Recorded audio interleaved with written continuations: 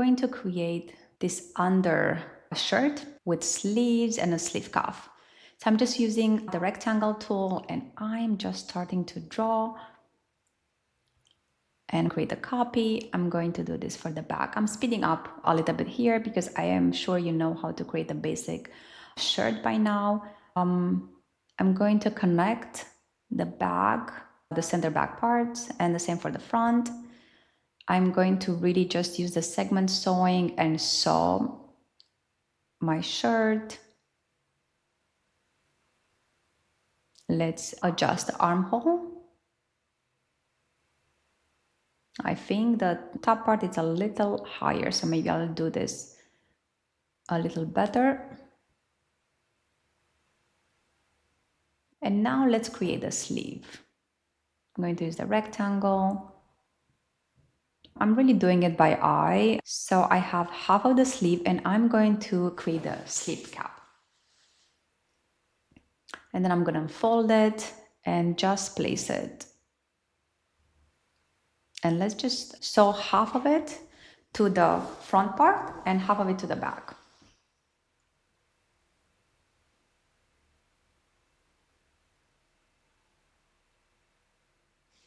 It looks like a bell sleeve, but I'm going to elongate them and I'm going to add a sleeve cuff, just a rectangle. I'm going to sew it and there you go. I'm going to make it black just like the jogger. And I'm going to start, I'm going to put the particle, this is okay, the 20 is fine.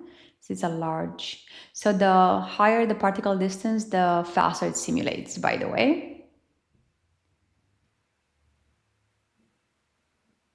I'm going to make a copy of this. And then if you click right, you can just unlink all the editing parts.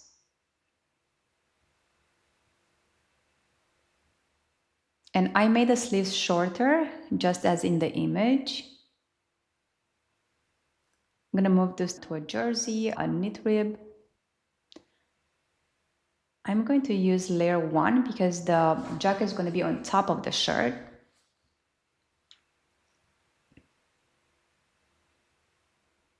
And I made the sleeves a little wider.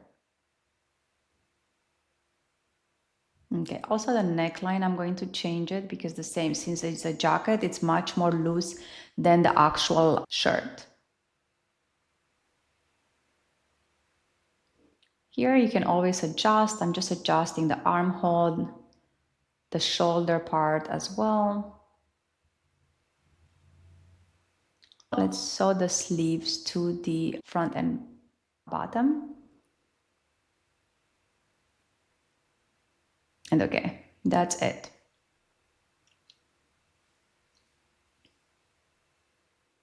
Elongated, so yes, you can just select all the pieces and just drag it down and simulate.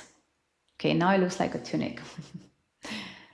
Okay, front and back.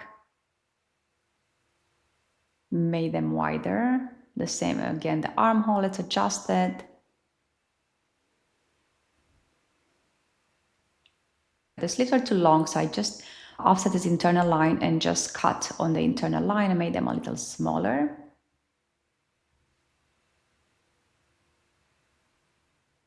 I put the shirt underneath at -1 layer just because it was interfering with the top. So that's why it's green right now.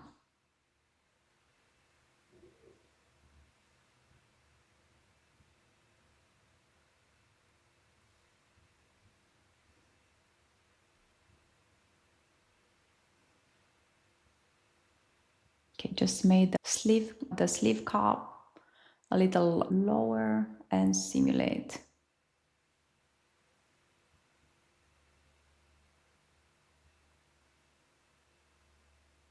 Okay, shrinkage weft to 105 and it makes it more oversized now, as you can see. Okay, internal rectangle. I'm dividing the front in two. And I'm going to start creating my hoodie part.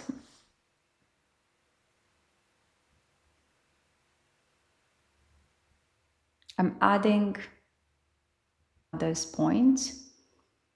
And you don't have to do this. You can actually download my final pattern. This is creating a hoodie from scratch. The line that I'm doing here is basically the side of the neck, and I'm making it a little curved, and then this part is the height of the hoodie as well. So if you want to learn more pattern making tips and tricks on how to create patterns from scratch, let me know. Okay, so this is for the hood, and now I need to create the height. So I'm just literally not following any measurements. I'm just looking at the head and how tall is, and I'm just going to add, this is the front hoodie.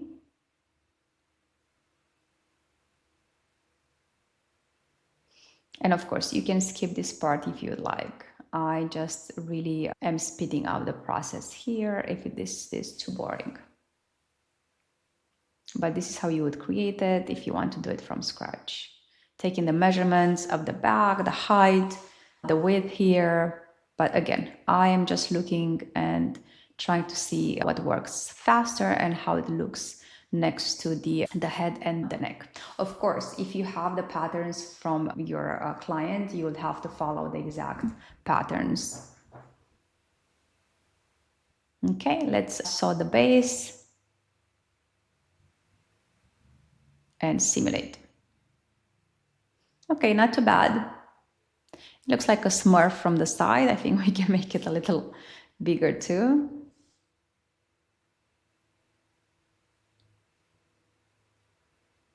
But since this hood is going to be down, maybe I'm not even going to bother to make it bigger or smaller. Okay, let's do the zipper, front zipper. So just a small rectangle here for the zipper tape.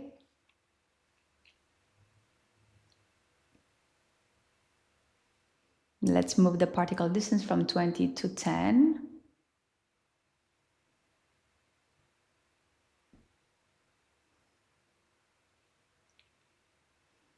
Now sew the zipper tape, and then the other part we will sew it to the height of the hoodie.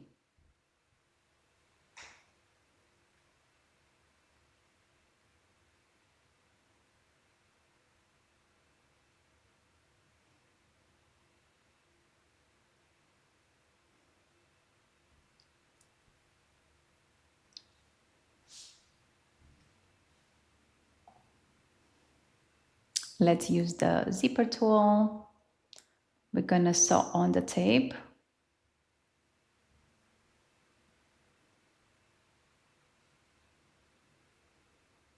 And for some reason it's not working. Let me go back, undo. I'm going to use my zipper tape here.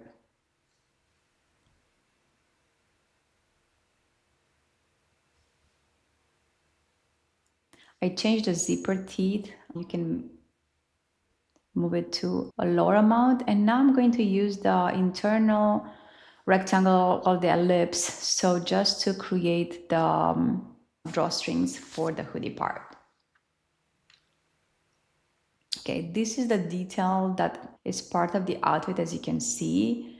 So I just downloaded the trim that I had and then just sew it to the middle of the ellipse, because you can create the ellipse as the internal line rectangle, add a line in the middle and just sew it to that line. Let's put the particle distance pretty low for this piece. It's going to be 2, and then we can add some thickness to rendering as well. Okay, for this part, the sleeve has this ruching drawstring part that is bunching up on the middle of the shoulder. So I'm creating some internal lines here to make space for the casing of the drawstrings or tape I have here. Let's sew them.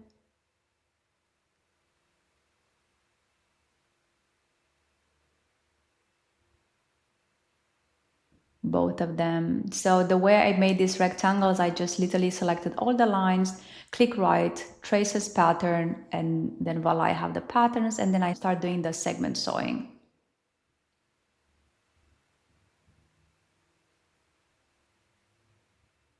And now I have these long straps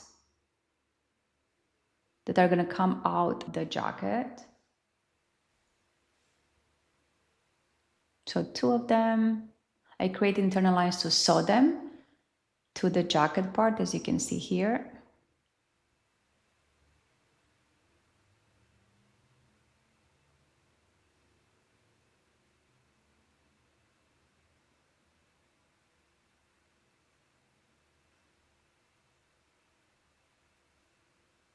I'm going to copy and paste the pockets I have created at the bottom of my jogger. And maybe making it a little bigger. And with the internal lines, copy the internal lines and the pocket itself so you can sew them, and you can secure if you like the top part while you do the sewing. And then we will stitch and sew the pocket again for the jacket.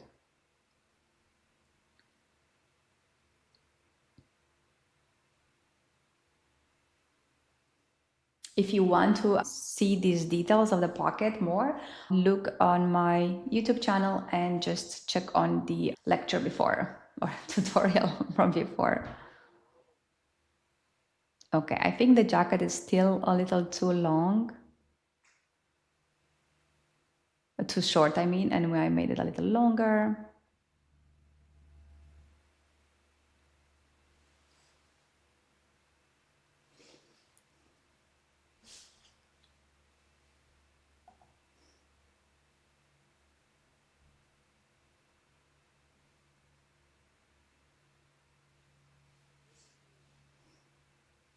Okay, now I'm gonna put the hoodie down. I think I just wanna make it exactly like in the image, or maybe not like in the image. Let's move the holes for the drawstrings.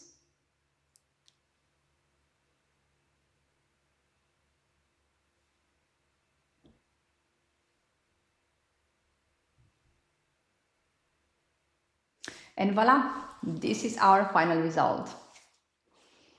I hope you enjoyed the tutorials. If you have any questions, please let me know. I'll see you in the next one.